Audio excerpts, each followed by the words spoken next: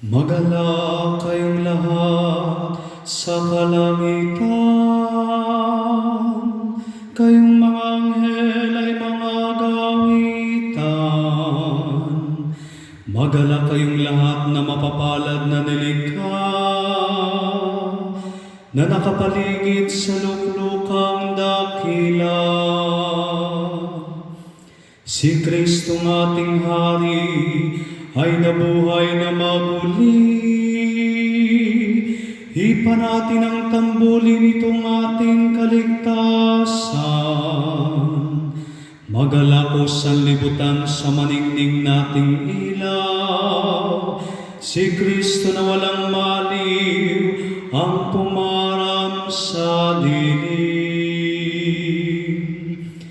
Magalak ng lubos ang buong sambayanan, lahat tayo ay magdiwang sa kalwalhatian. Sa ningning ni Jesucristong sumagip sa sansinuko, siya'y muling nabuhay, tunay na manlubos. Itaas sa kalangitan ating puso at isipan, Diyos na may pasalamatan sa anak niyang nabuhay, sapagkat tapat siyang tunay sa kaniyang pananagutan, para sa kinabilangan niya na sambayanan. Ngayon nga ang kapistahan ni Jesucristong nagalay, ng kaniyang sariling buhay, nagtiis ng kamatayan. Ang minanang kasalanan, ang dating kaalipinay, sa tubig pawang na parang kalaya'y nakamtan. Magalak ng lubos ang buong sambayanan, lahat tayo ay magdiwang sa kalwalhatian. Sa ningning ni Jesucristong sumagip sa sansinuko, siya'y muling nabuhay, tunay na manlubos.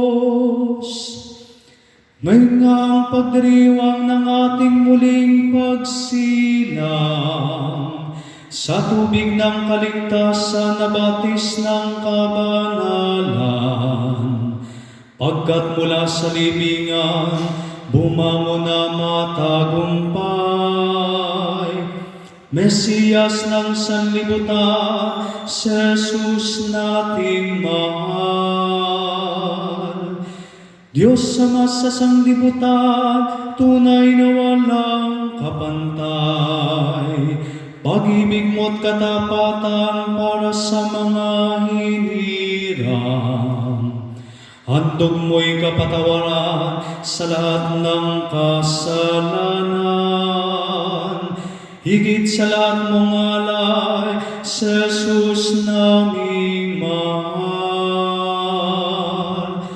Magalak ng lubos ang buong sambayanan, lahat tayo ay magdiwang sa kalwalhatian. Sa ningning ni Jesucristong sumagip sa sansinuko, siya'y muling nabuhay, tunay na manlubos.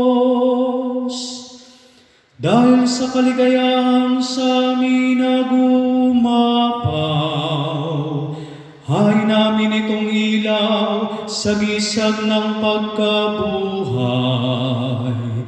Tunay na kaliwanagang hatid ni Jesus na tanglaw, ang dilim ng kamatayan ay napawid na parang.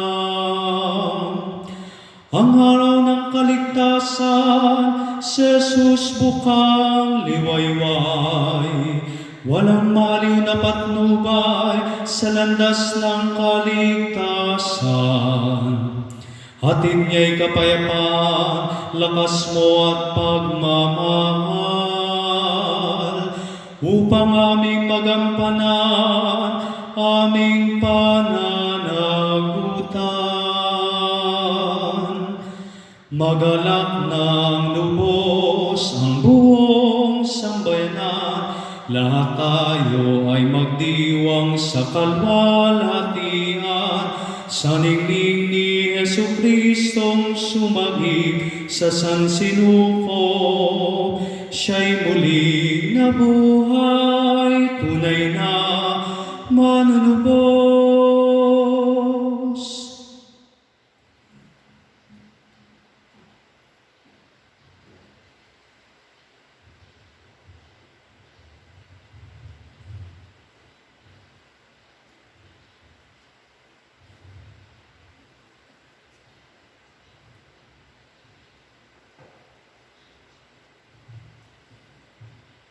Mga kapatid, ngayon na simulan na natin ang magdamagang pagdiriwang ng muling pagkabuhay. Makinig tayong mabuti sa salita ng Diyos. Isaloob natin kung paano niyang ginaganap sa iba't ibang yugto ng kasaysayan ang pagliligtas niya sa mga hinirang na tao.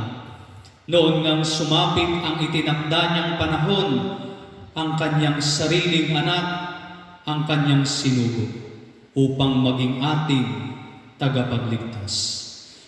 Hilingin natin sa Diyos ang kaganapan ng kaligtasan na nangyari ngayon sa pagdiriwang ng Pasko ng pagtubos sa tanan.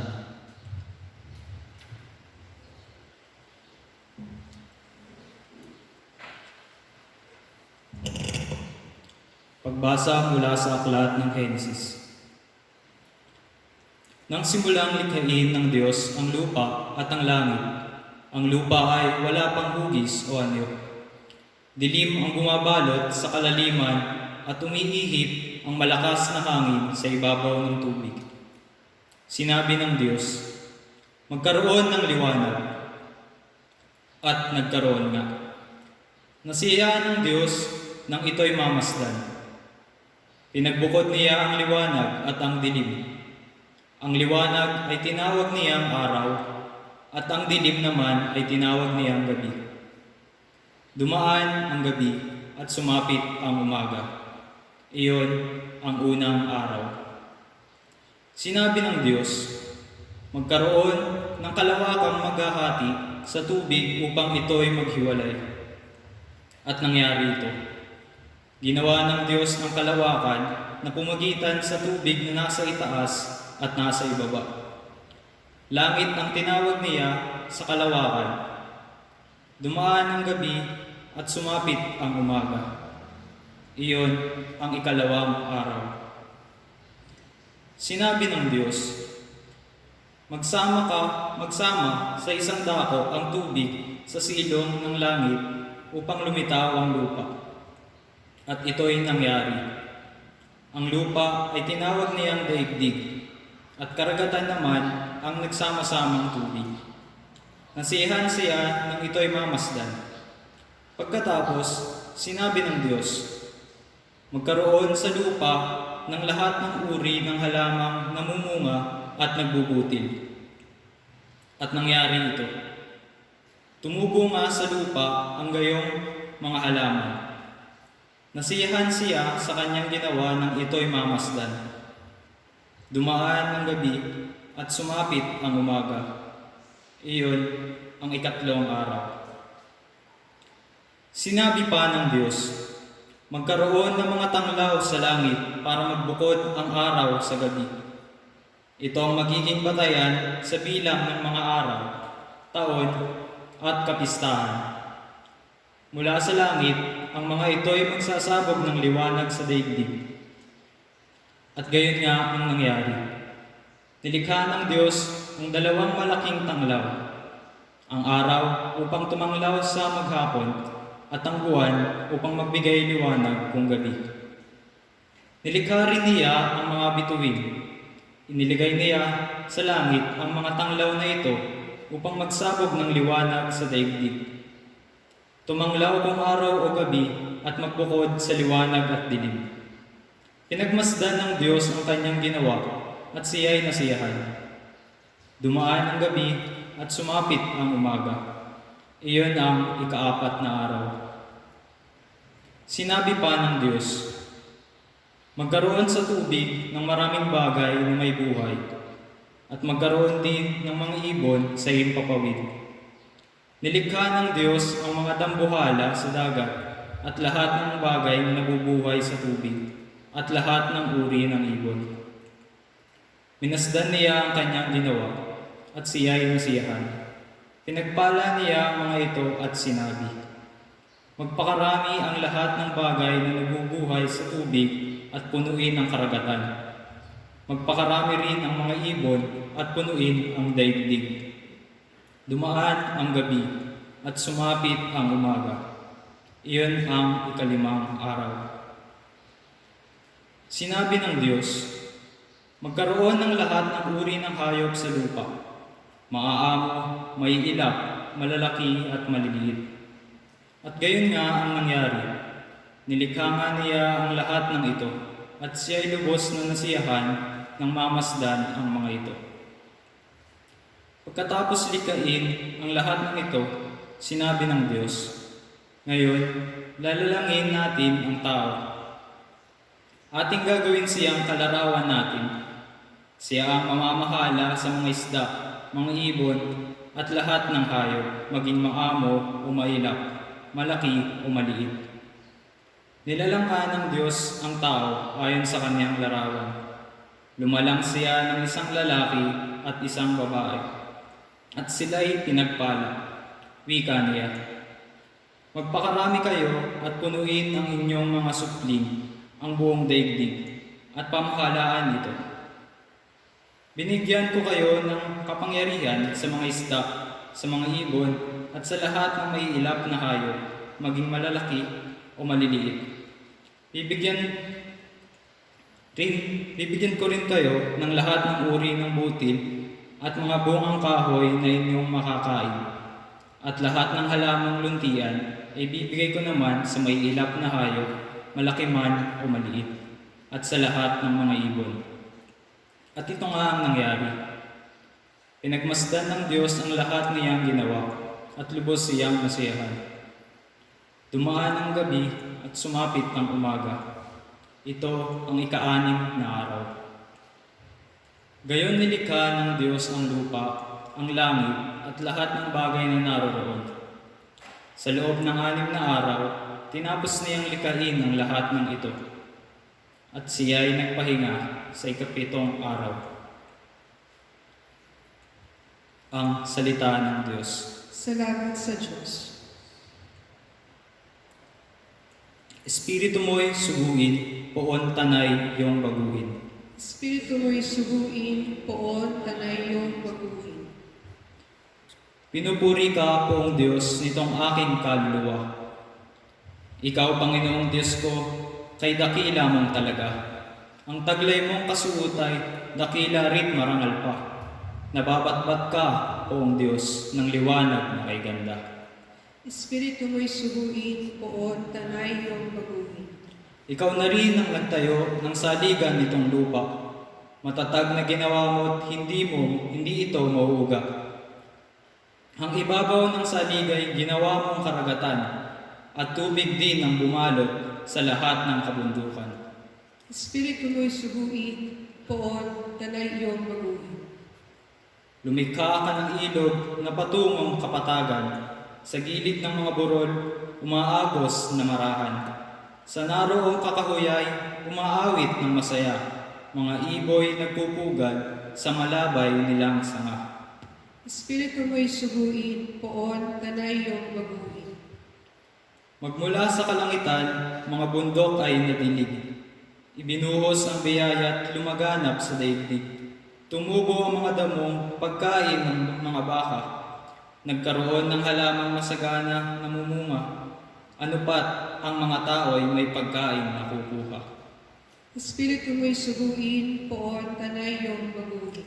Sa daigdig, Panginoon, kay rami ng iyong likha. Pagkat ikaw ay marunong, kaya ito ay nagawa. Ang dami ng nilikha mong nakalaganap sa lupa. Panginooy, purihin mo, kaluluwa. Purihin ang Panginoon, o purihin mo nga siya. Espiritu mo'y suguin, poon tanay iyong baguhin.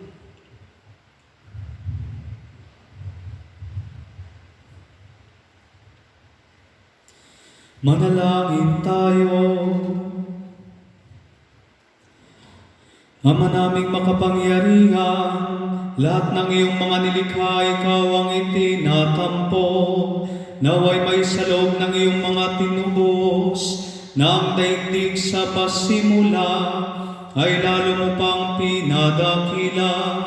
Sa mga huling panahon ng pagsagip ni Kristo, na siyang iningaing korderong pampamasko, na kasama ng Espiritu Santo, magbasa walang hanggan. Amen.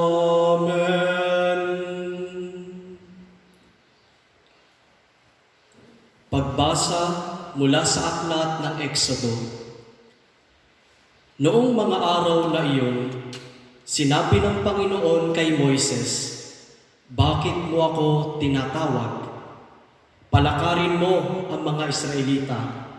Itapat mo sa ibabaw ng dagat ang iyong tungkod. Mahahati ang tubig at matutuyo ang lalakaran ninyo. Lalo kung pagmamatigasin ang mga Ehipsyo at pasusundan ko kayo sa kanila.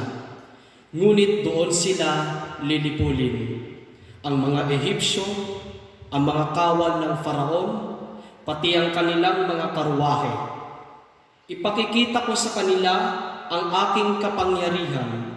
Sa gayon, malalaman ng mga Ehipsyong iyan na ako ang Panginoon." Ang anghel ng Diyos na pumapatnubay sa paglalakbay ng mga Israelita ay nagpatihuli sa kanila. Gayon din ang haliging ulap.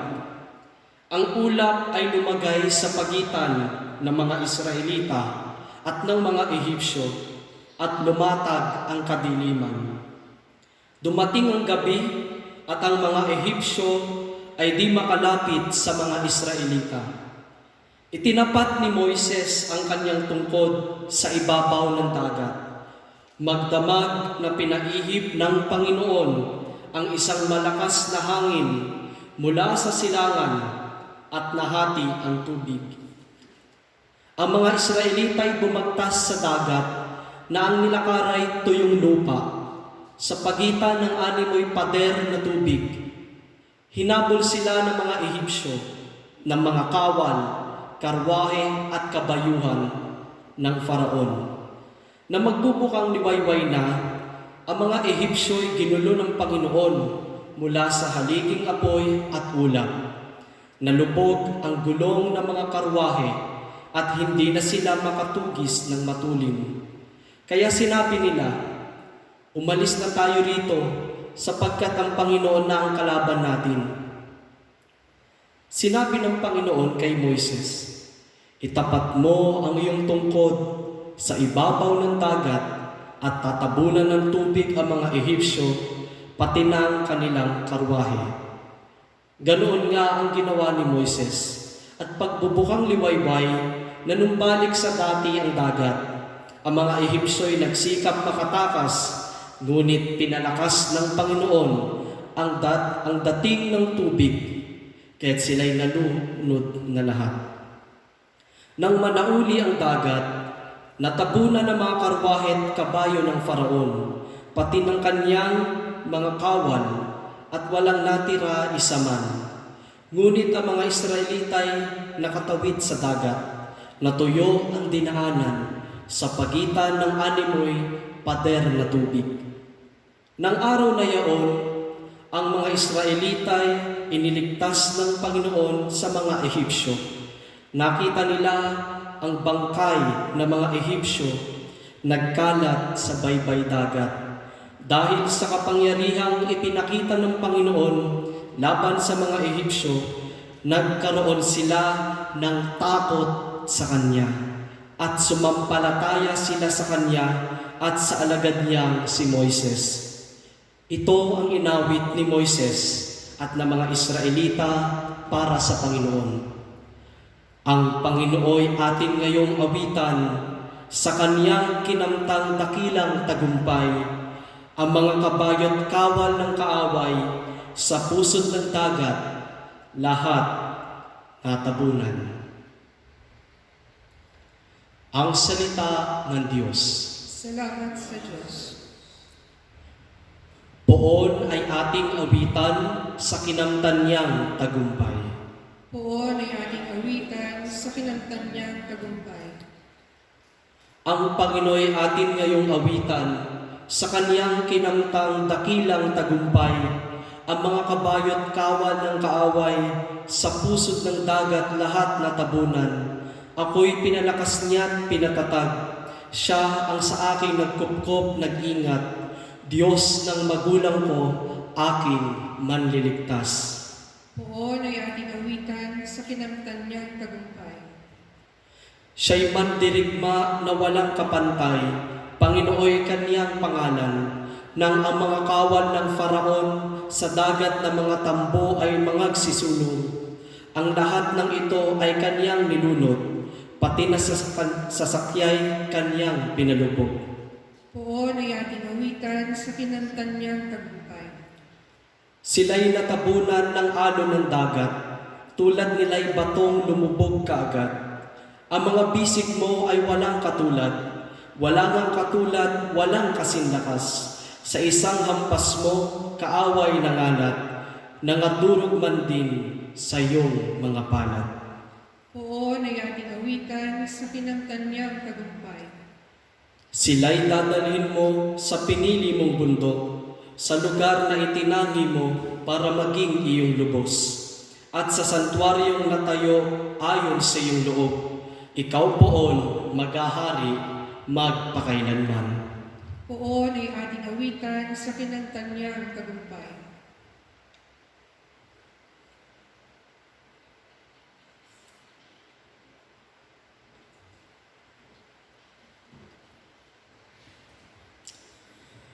Manalangin tayo.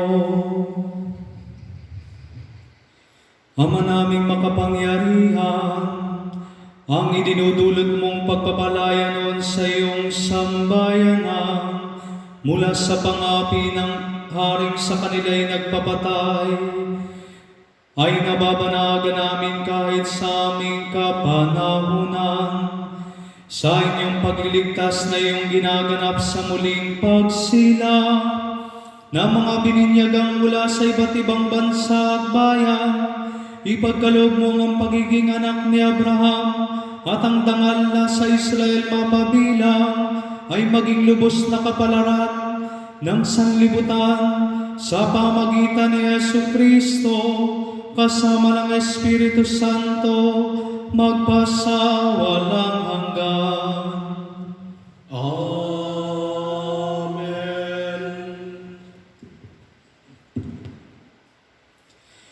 Gloria in excelsis Deo,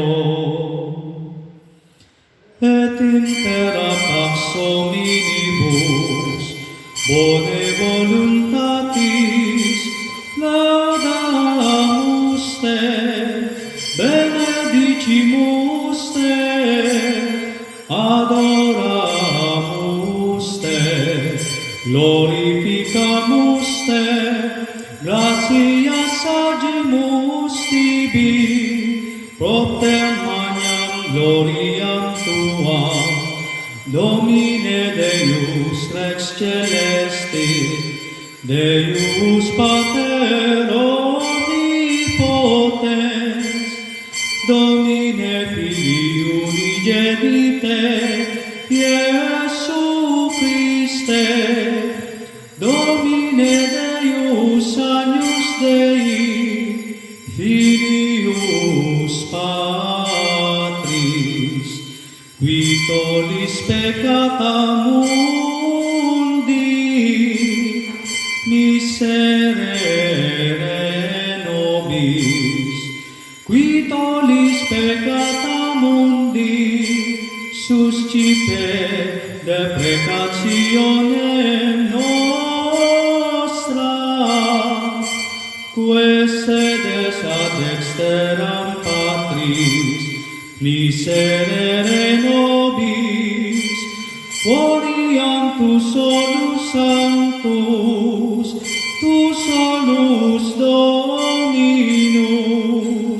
tu solus Altissimus, Iesu Christe, cum Sancto Spiritu, in gloria Dei Patris.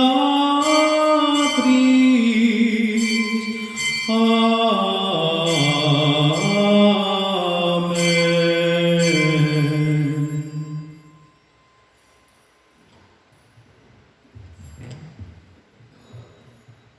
Pagbasa mula sa sulat ni Apostol San Pablo sa mga taga-Roma. Mga kapatid, hindi ba ninyo nalalaman na tayong lahat na nabinyagan kay Kristo Jesus ay nabinyagan sa Kanyang kamatayan? Sa makatwid, tayo'y namatay at nalibing na kasama niya sa pamamagitan ng binyag upang kung paanong binuhay na muli si Kristo sa pamamagitan ng dakilang kapangyarihan ng Ama, tayo na may mabuhay sa isang bagong pamumuhay. Sapagkat kung nakaisa tayo ni Kristo sa isang kamatayan tulad ng Kanyang kamatayan, tiyak na makakaisa niya tayo sa isang muling pagkabuhay tulad ng Kanyang pagkabuhay. Alam natin na ang dati nating pagkatao ay ipinakong kasama niya upang mamatay ang makasalanang katawan at nang hindi na tayo maalipin pa ng kasalanan. Sapagkat ang namatay na ay pinalaya mula sa kapangyarihan ng kasalanan.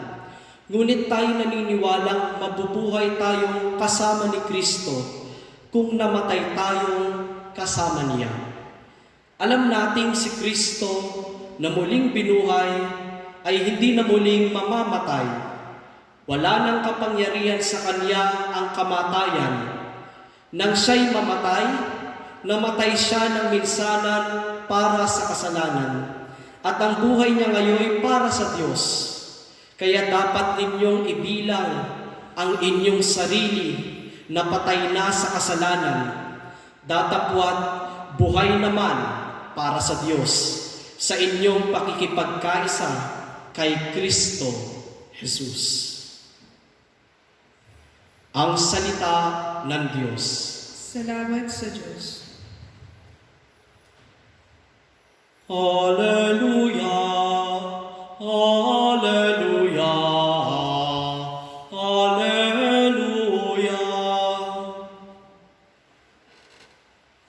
O pasalamatan ang Diyos na Panginoon, pagkat siya'y mabuti, ang Kaniyang pag-ibig ay napakatatag at mananatili.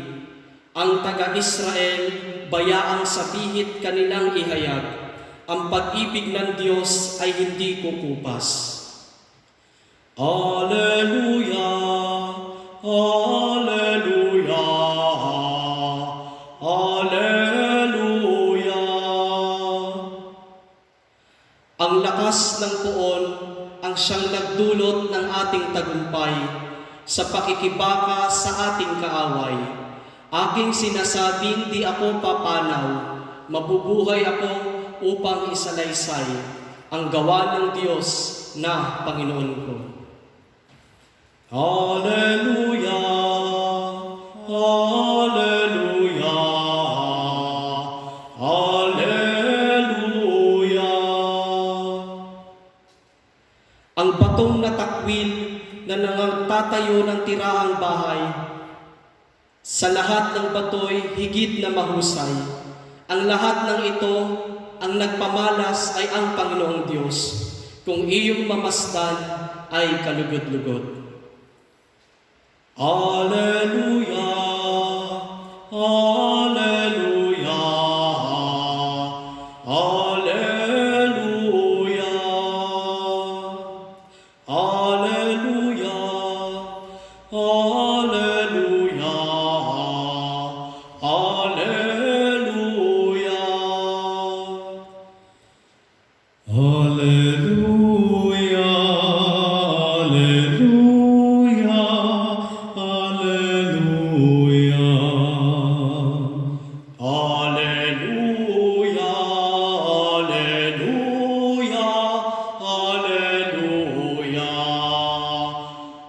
Hallelujah, Hallelujah, Hallelujah, Hallelujah, Hallelujah, Hallelujah, Hallelujah, Hallelujah.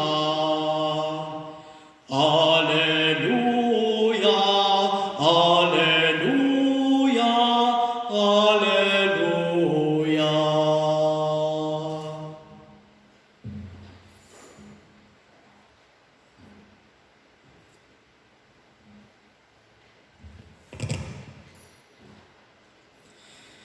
Sumainyo, Panginoon. At sumainyo rin. Ang mabuting balita ng Panginoon ayon kay San Mateo. Papuri sa'yo, Panginoon.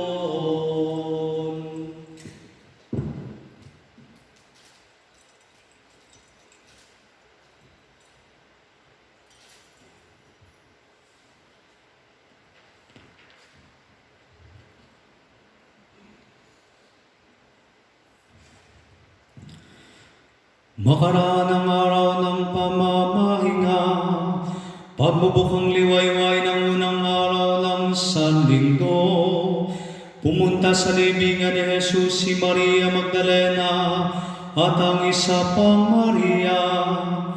Biglang lumindol ng malakas, bumaba mula sa langit ang isang anghel ng Panginoon. Iginulong ang batong nakatakip sa libingan at naupo sa ibabaw niyon. Ang kanyang mukha ay nakasisilaw na parang kidlat at kasimputi ng busilak ang kanyang damit. Nanginginig sa takot ang mga bantay at nagbulagtang animoy patay nang makita ang anghel. Ngunit sinabi nito sa mga babae, huwag kayong matakot. Alam kong hinahanap ninyo si Jesus na ipinako sa krus. Wala na siya rito, sapagkat siya'y muling nabuhay tulad ng kanyang sinabi. Halika kayo, tignan ninyo ang pinaglagyan sa Kanya. Lumakad na kayo at ibalita sa Kaniyang mga alagad na siya'y muling nabuhay at mauna sa Galilea. Makikita ninyo siya roon. Tandaan ninyo ang sinabi ko sa inyo. At dali-dali silang umalis ng libingan. Pinagharian sila ng magkahalong takot at gala, at patakbong nagpunta sa mga alagad upang ibalita ang nangyari. Ngunit sinalubong sila ni Jesus at binati, at lumapit sila. Niyakap ang kaniyang paa at sinamba siya. Sinabi sa kanila ni Jesus, huwag kayong matakot. Humayo kayo at sabihin sa mga kapatid ko na pumunta sila sa Galilea at makikita nila ako roon. Ang mabuting balita ng Panginoon. Pinupuri ka namin, O Panginoong Jesucristo.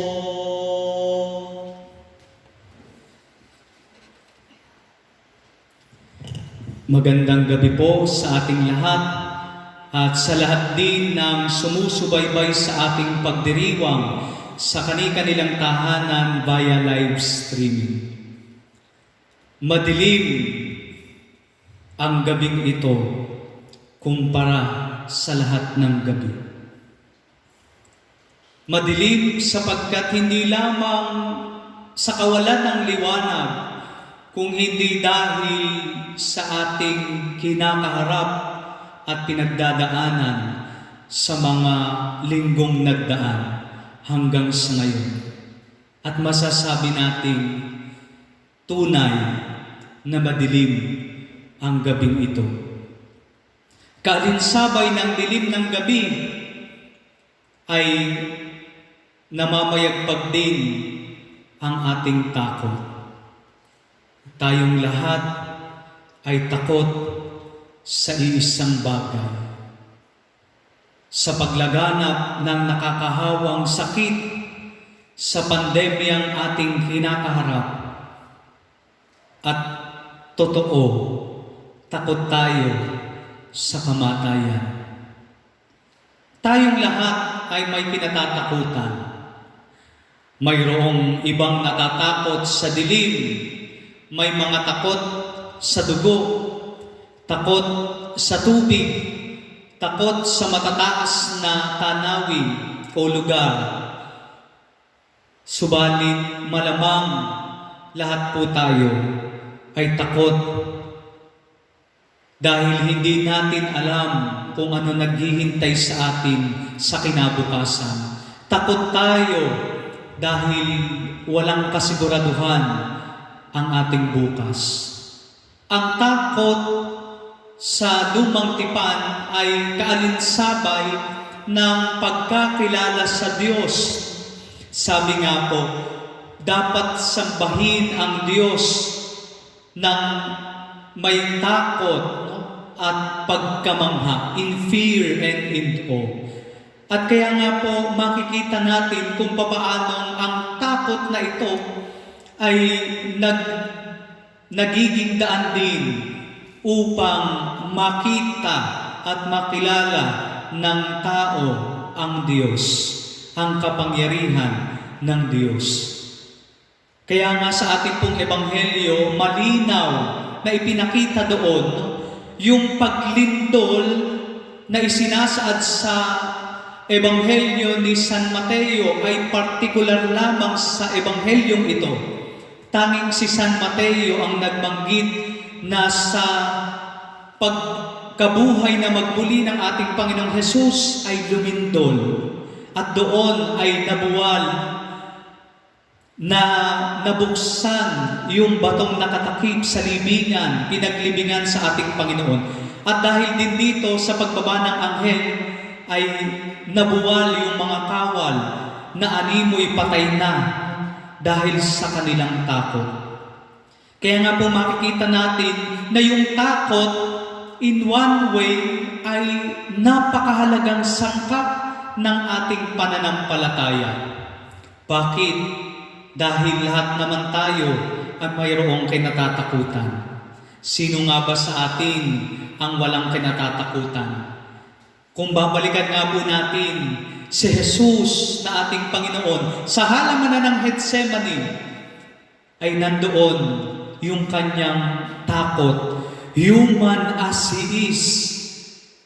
Sumamo rin si Jesus na kung maaari ay tanggalin, hindi niya inumin ang kalis ng pagdurusa, ng paghihirap, subalit ninais niyang sundin ang kalooban ng Ama at hindi ang kanyang sariling kalooban. Napakahirap po siguro mga kapatid, aking ang napag-iisip, kung wala tayong kinatatakutan. Kung wala tayong takot, maaari nating gawin anuman ang gusto nating gawin, kahit na ito ay naayon o nakatuon sa kasalanan. Kung wala tayong takot at very smooth flowing ang lahat, wala tayong kinatatakutan, hindi natin maiisip na kailangan pa natin ang Diyos. Na sa ating sarili lamang, malamang sapat na. Subalit, ang takot ang nagpapaalala sa atin na tayo sa ating sarili ay hindi sapat. Na tayo bilang tao ay mayroong limitasyon. Na tayo bilang tao ay mayroong kinatatakutan. Hindi natin hawak ang ating kinabukasan. At ang takot na ito ang nagdadala din sa atin sa ating pagkatanto na mayroong pangangailangan ang tao sa isang Diyos na mas higit kaysa sa Kanya. Na kailangan natin ang Diyos. Kaya nga makikita natin mga kapatid na ang takot ay tutulong sa atin upang tumalon tayo tungo sa ating pananampalataya. Lahat tayo ay mayroong kinatatakutan. Ako nga po, bago magkaroon ng lockdown o quarantine, ay pinag-uusapan na ng mga kaparian na magkakaroon ng lipatan ang mga assistant, supposedly at the end of April. At habang naiisip ko ang lipatan naming mga assistant priests, ay nandoon yung takot sa aking sarili. Sabi ko, doon kaya sa aking pupuntahan ay maraming pagkain. Joke lang. Pero doon kaya sa aking pupuntahan ay mabait din ang paring aking mga kasama, katulad ng ating kura paroko. Doon kaya sa aking pupuntahan ay matatanggap din ng mga mananampalataya ang pagdating ng bago nilang assistant priest. Mayroong mga takot sapagkat walang kasiguraduhan ang bukas. Subalit sa kabila ng takot, sa kabila ng lahat ng ating pangamba, pinapaalalahanan tayo ng ating pagdiriwang sa gabing ito na mayroon tayong maaaring panghawakan. Sa kabila ng dilim ng gabing ito na ating kinakaharap, mayroong liwanag na gagabay sa atin. Narito si Jesus na siyang ating ilaw, na siyang gagabay sa atin upang malampasan natin ang mahaba at nakakatakot na gabing ito. At ang paanyaya sa atin ni Jesus, mga kapatid, huwag kang matakot. Dahil ang Diyos ang ating liwanag, siya ang ating gabay. Kaya nga po makikita natin sa ating mga napakinggang unang pagbasa mula sa Lumang Tipan ay pinahayag doon. Sa simula ng paglikha, ang lahat ay madilim. Ang lahat ay nababalot ng kadiliman. Subalit noong sinabi ng Diyos, magkaroon ng liwanag, and there is light. Sa ating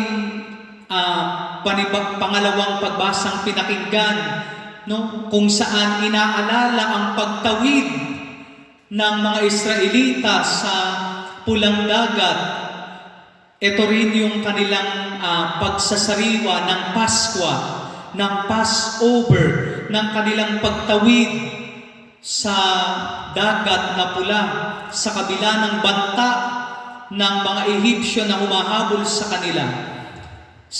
Kahit sila ay takot na mamatay sa kamay ng mga Ehipsyo, ang haligi ng apoy ang nagmistulang kanilang gabay upang sila ay makatawid hanggang sa kabilang ibayo. Kaya nga makikita natin na sa kabila ng lahat ng takot at pangamba na ating nararanasan, God is there telling us, do not be afraid. Kaya nga ito rin yung malinaw na sinabi ng anghel sa dalawang Maria, huwag kayong matakot. At sa mismong pagkatagpo nila kay Jesus sa daan, ang mismong binitawang salita ni Jesus sa kanila, huwag kayong matakot.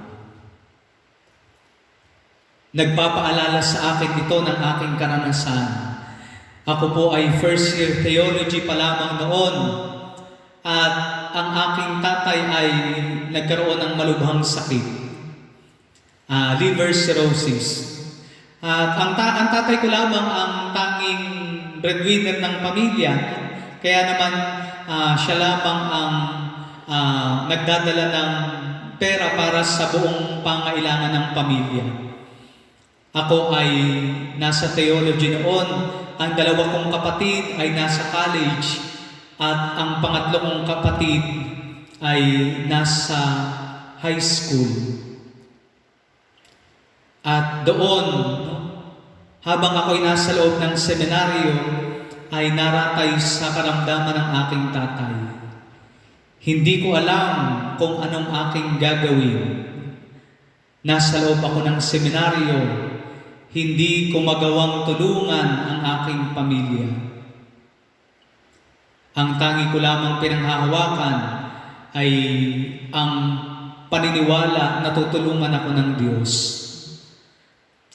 At lumubha ang aking tatay to the point na nung dinala na siya sa ospital, nagkabaon-baon na kami sa utang hanggang sa namatay nga ang aking tatay. Ang aking nanay during that time ay nagkaroon ng TB dahil napabayaan na niya ang kanyang sarili. Ang dalawa kong kapatid na sumunod sa akin ay hindi malaman ang gagawin kung makakapagpatuloy pa ba sila ng pag-aaral. Ako'y nasa loob ng seminaryo. Takot na takot ako sapagkat hindi ko alam kung anong naghihintay sa amin, sa aking pamilya, para sa bukas. Subalit marunong ang Diyos. Kahit na gayon ang aming pinagdaanan, mayroong isang pari na tumulong sa akin. Hindi ko makakalimutan. Sinabi niya sa akin, bibigyan kita ng monthly na iuwi mo sa inyong bahay. Isipin mo na sweldo mo ito. Kung ikaw ay nagtatrabaho sa labas, sa halip na ikaw ay lumabas upang maghanap ng trabaho na wala rin kasiguraduhan, tutulungan kita. At hindi ko makakalimutan ang sinabi niya sa akin. Ito ay para lamang hindi ka malunod. Hindi ito para ikaw ay lumutang sa iyong paghihirap na dinaranas, kundi upang hindi ka lamang malunod, upang manatili kang nakaangat sa tubig. At tunay po, ilang buwan niya akong tinulungan hanggang makapagtapos din ang aking pangalawang kapatid at makapagtrabaho ang aking pangatlong kapatid. At habang aking itong binabalikan sa mga pagkakataong ako'y nanghihina, tunay, God is telling me, do not be afraid. Sa gabing ito na balot ng dilim ang ating kinakaharap, ang ating bukas, wala tayong kasiguraduhan. Inaanyayahan tayo ni Jesus, hayaan natin siya ang ating maging ilaw.